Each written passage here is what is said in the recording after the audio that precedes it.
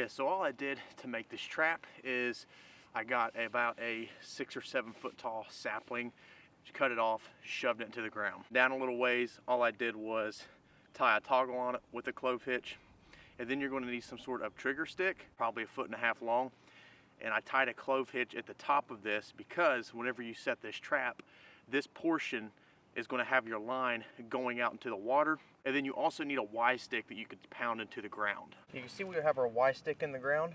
All we're going to do is take our trigger stick, we're going to put it up against the inside of this Y stick, just like that.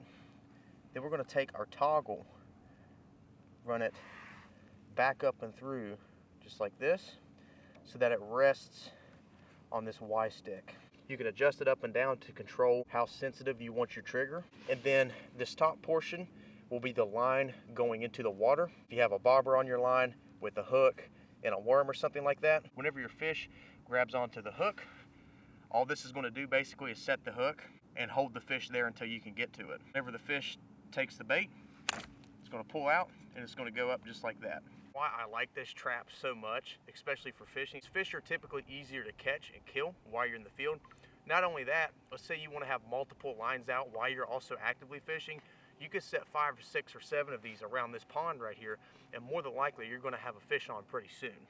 And also, it fishes when you're not fishing. So you don't have to actually be present to catch something on this. You could set it and forget it and check it a couple hours later. This line right here would be going out into the water with our bait on it. And as soon as the fish takes the bait and pulls on it, it's going to go up just like that, set the hook, and keep your fish on the line for you until you get there.